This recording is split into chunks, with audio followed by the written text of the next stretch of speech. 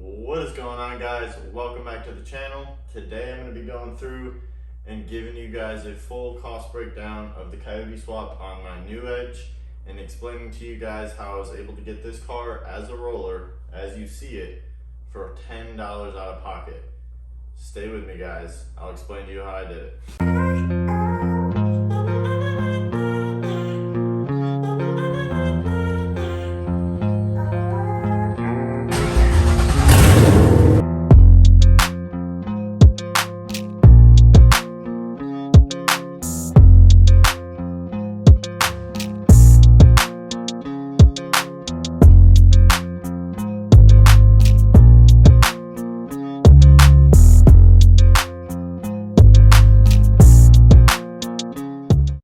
Alright guys, so I'm going to explain to you how I was able to get this car as a roller for $10. I bought the car last year for $7,500. I think it was around like June, somewhere in that time frame. The car was a Pro-Charged 4.6 2-valve, and it had full bolt-ons tuned, and just how you see the car now, has Cobra brakes, drilled and slotted rotors, a Ford Performance aluminum drive shaft, 410 gears in the rear, Coney adjustables in the rear, lowered. It's got some aftermarket wheels and tires. They're nothing fancy. Eventually I want to switch this out, but this is exactly how I got the car. Pretty much aesthetically, this is how the car was when I bought it. Obviously everything under the hood has changed, but this is how it appeared when I got it. I also had an SCT X4, and a few other things. But we ended up finding a guy on Facebook Marketplace who was selling a Mach 1 with a blown up motor in it, and he had a Coyote to go with it. He was selling the Coyote with it, a UPR K-member, full control arm kit with the K-member, and he had Coyote swap headers, long tubes, and a Coyote swap X-pipe. And he was just selling the whole package as one for somebody to buy the car, pull the blown up 4.6 out of it, and do the Coyote swap on. And I got a hold of him, and me and one of my buddies were going to actually purchase the car, and I was going to work a deal out with him where I was going to put my Pro-Charged 4.6 into the car and then take the Coyote swap for mine.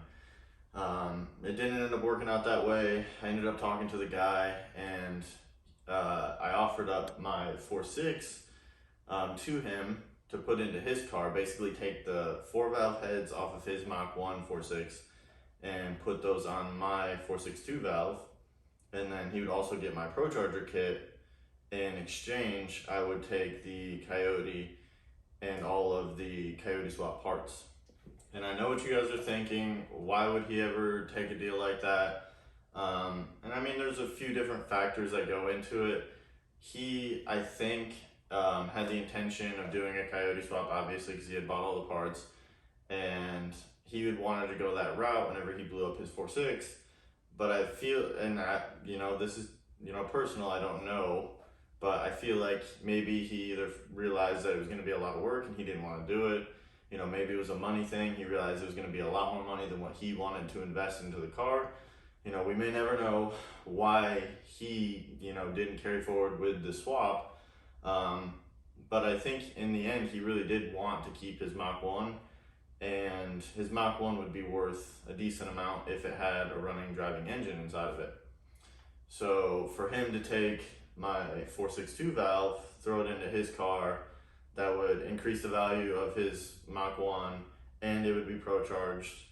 So that would be a bonus, and I'm not sure if he had planned on selling it afterwards or what his plan was, but in the end, it worked out to be a really good deal for me, and I'll walk through the cost breakdown of how it equals out to being pretty much $10 for this thing to be a roller after I traded that 4.6 2-valve and Pro-Charger kit. And I don't mean, guys, that the 4.6 2-valve would add value to a Mach 1 of the same era. Obviously, a 4-valve engine that was in there was worth more. What I'm saying is having a running driving engine inside of his car would bring the value of it up. Plus, like I said, he's putting the 4-valve heads onto that 2-valve bottom end, so it pretty much makes the car worth what it would have been worth when it was running, plus it's Pro-Charged now.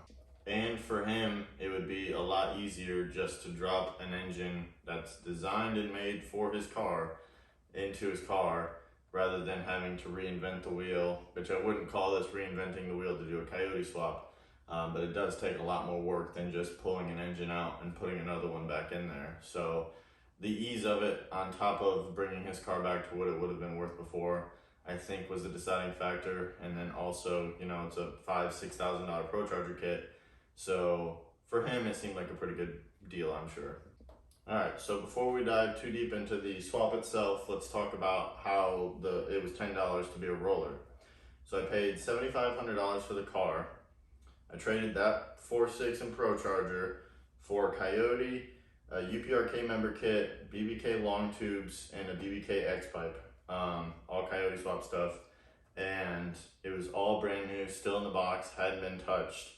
The Coyote, I mean, we can go back and forth on what the value of a Coyote is. This one's out of a 13 Mustang GT. It was an auto car, and it was pretty low miles. I still don't know to this day how many miles it has on it, but I have been inside of it. I pulled the oil pan off whenever I did the built oil pump gears and inspected everything, and honestly, it looks like it has, you know, less than 50,000 miles on it. Everything in there is very pristine. Nothing, absolutely no reason to believe that there's very many miles on the engine. And I see them go all over the place. You can get them on eBay for around $4,000.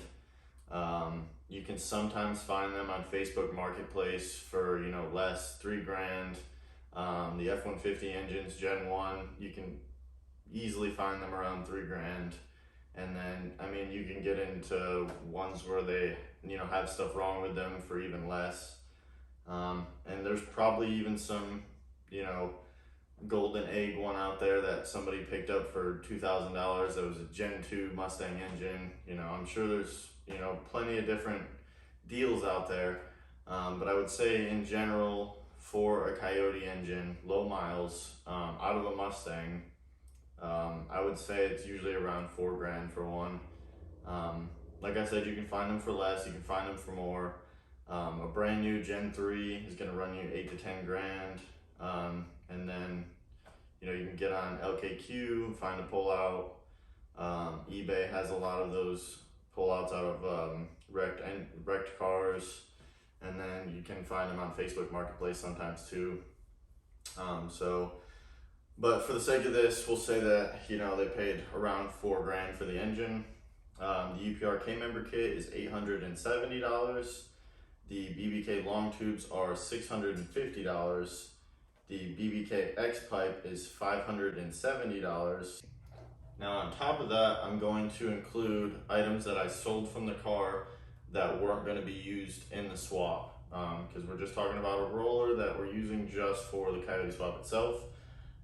So I sold the old coolant reservoir. It had a Moroso aluminum coolant reservoir for $150.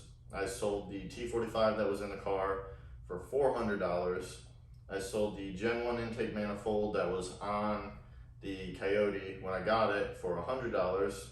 I sold the stock X pipe that was on the car for $75. The Coyote harness and stock ECU for $300. So that engine also came with the full wiring harness and the stock ECU. Now obviously I didn't want to use it because it came from an auto car and I'm going to be running a manual. There is ways around it. You can have a tune put in there and you have to buy a whole new harness for the manual. To me, it wasn't worth going through that whole, you know, jumping through hoops to try and get that stock ECU to work.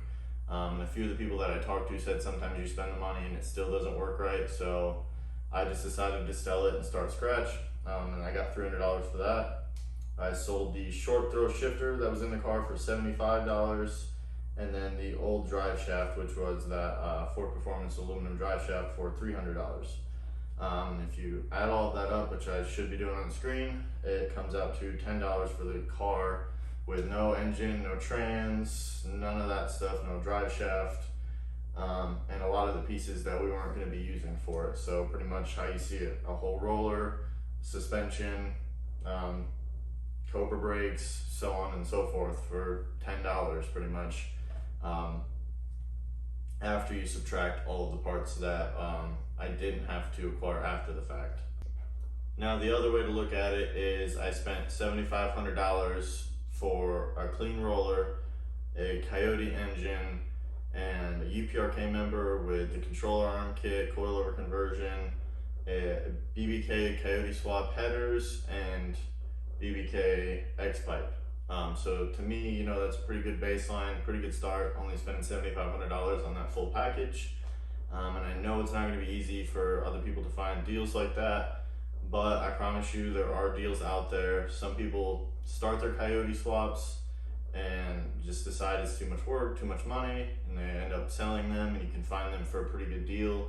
Sometimes you can find cars with blown up engines for pretty cheap.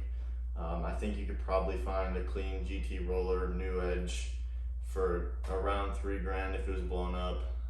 Usually they go for, you know, around $6,000, $5-6,000. You know, some of the market's gone up quite a bit for them.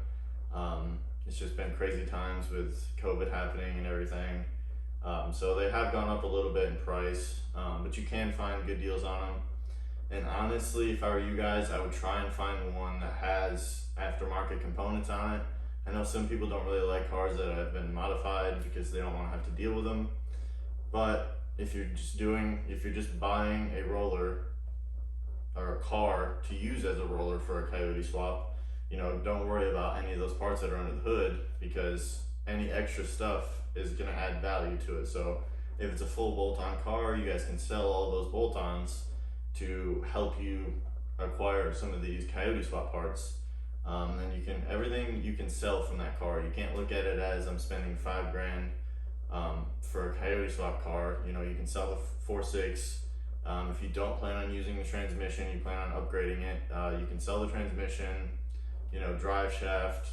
There's a lot of different parts that you can sell from the car that you won't be using in the Coyote swap. So it does level the playing field a little bit whenever you have some extra stuff that you can sell. Alright, so again, we're starting off with $7,500 for the car, the Coyote, the long tubes, and the X-pipe.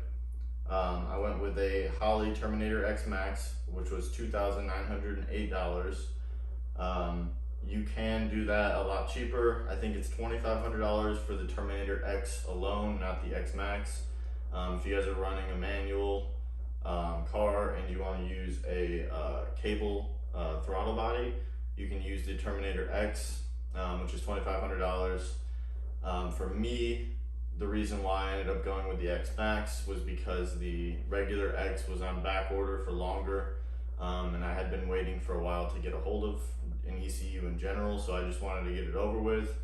And there is other cheap options. You can, if you get a stock ECU, you can make those work with a Coyote swap.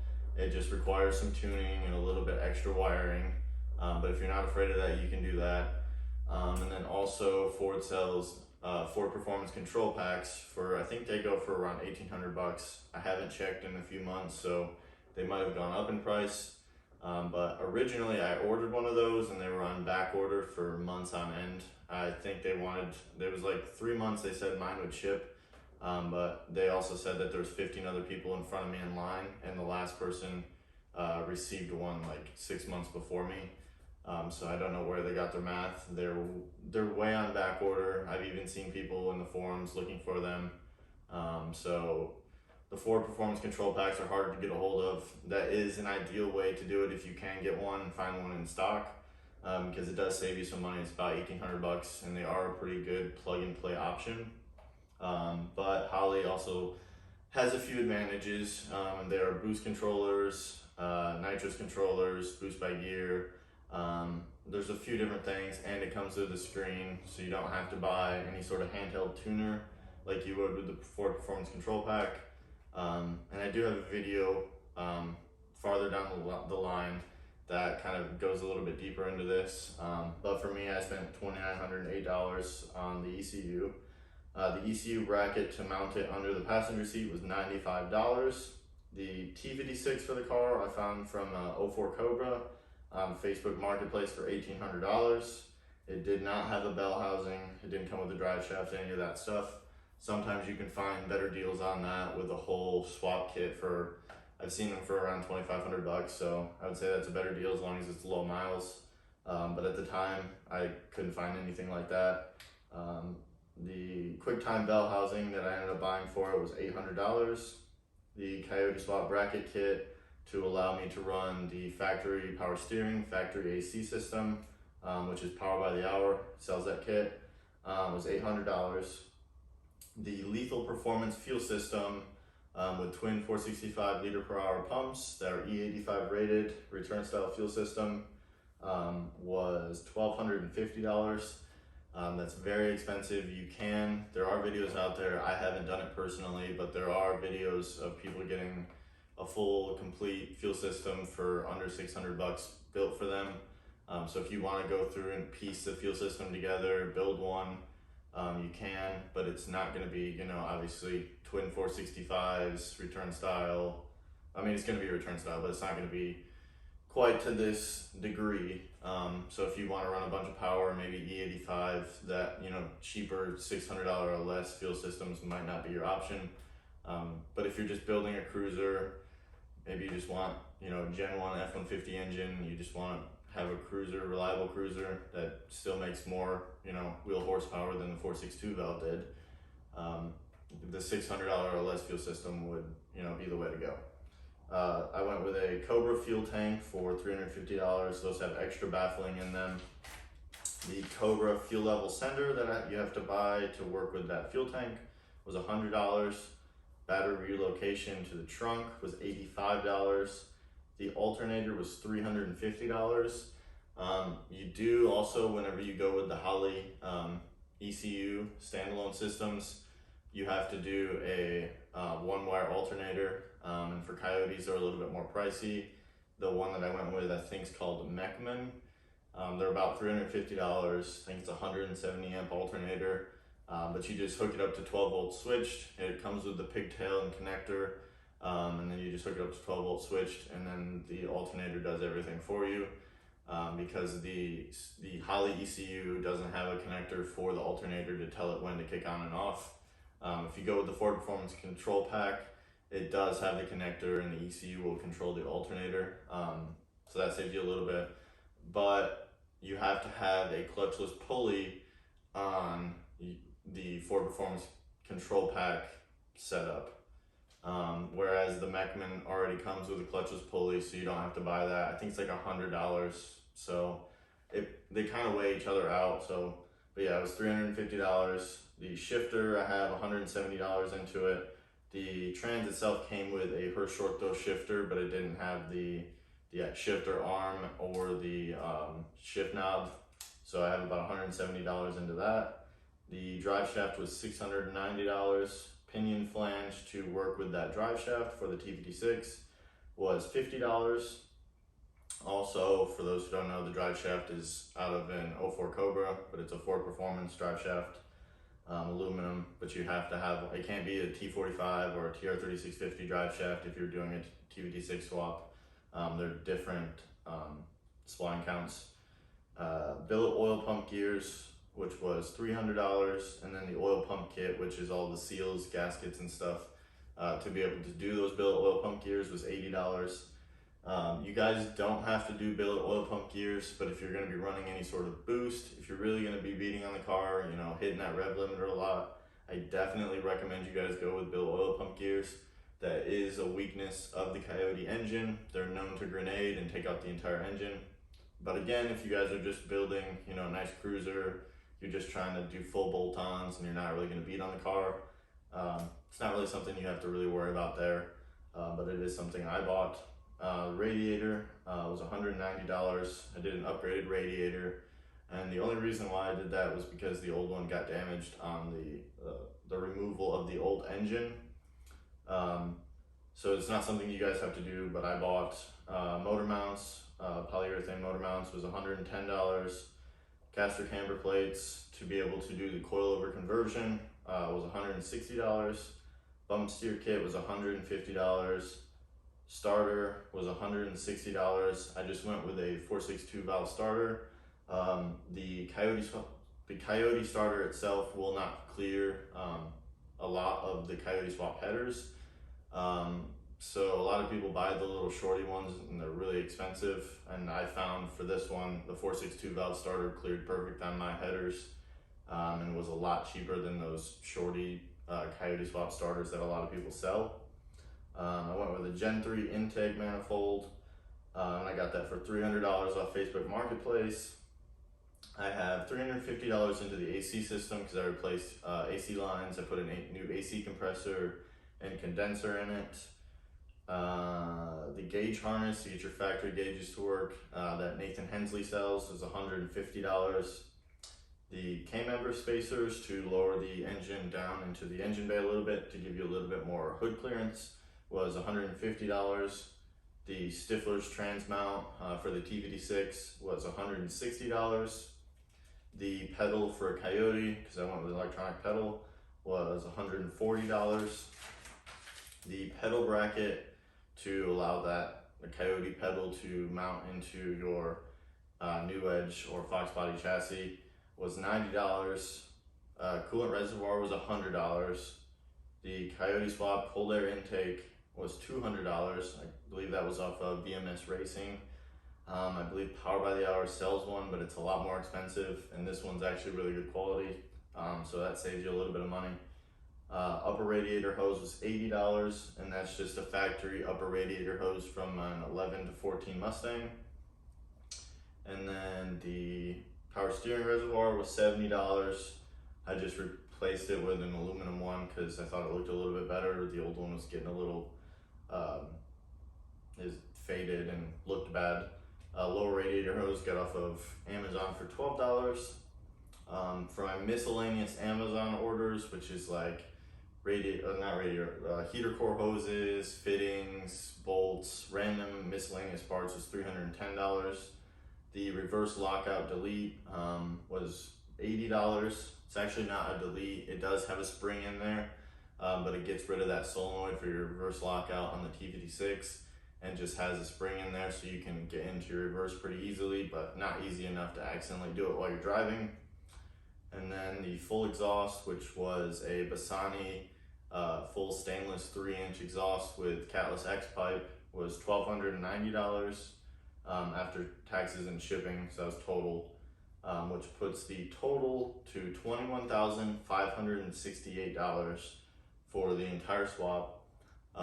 And I'm sure I do have a little bit more into it, guys. I've taken plenty of trips to the hardware store to get bolts, random hardware orders online. I've got some, for the clutch I had to buy bolts and stuff, so we could probably add on about $500 for all of that.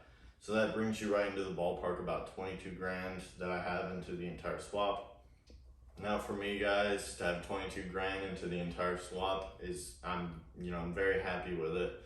And I know there will be people out there who say, I could go to the dealership or private sale and buy an 11 to 14 Mustang with a Coyote in it for around $22,000. And that is true, but whenever you go to a car show and you're driving around, you're just the same as everybody else. So this is a little bit more unique. When you go to a car show and pop the hood, people aren't going to be expecting there to be a Coyote under the hood. It's a little bit different. It's just a little bit cooler in my opinion, maybe not everybody's opinion. These cars are a little bit lighter, so that's an advantage. And then for 22 grand, you have built oil pump gears, you have a T56 instead of an MT82, and quite a few just little upgrades. So I think for the performance and the price, I would say that this is a pretty good deal. But I know obviously the interior isn't as nice as those cars, and we can go back and forth, but I'm very, very happy with how the car turned out. In 22 grand is just a number, it's just my number. I know that, some people will have more into their build, some people will have less. You can do this build for a lot cheaper. If you're getting Gen 1 F-150 engine, if you're not changing the K-member, control arms, all that stuff, you're just putting an oil pan on the car to be able to clear that stock K-member, not upgrading the radiator, motor mounts, not upgrading the transmission, because the T45s and TR3650s will bolt right up to a Coyote. So there's like endless ways to save money. I know you get away with this swap probably for, 10 to 15 grand total, including buying the car and all the parts. But for me, this is the route I wanted to go. I didn't want to have to worry about it all again. I didn't want to have to tear apart the fuel system to upgrade it, or do oil pump gears when the engine's already in the car, or put a transmission in it after I shifted at 8,000 RPM a little too often, So to me, this was the best thing for me. But I obviously, there's people out there who just want, a cruiser, something to take on, the Saturday night drive, and I totally get that. So you can get away with a lot cheaper, but this is just how much I spent.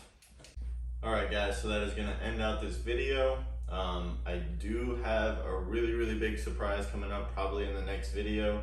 So stay tuned for that, guys. You are not gonna wanna miss it. It is huge. I'll probably be ordering it tomorrow, and then the following weekend I'll do a video on it. You guys do not wanna miss it. It is gonna be really, really huge for the build. But with that being said, guys, it's gonna end out this video. I will catch you guys in the next one.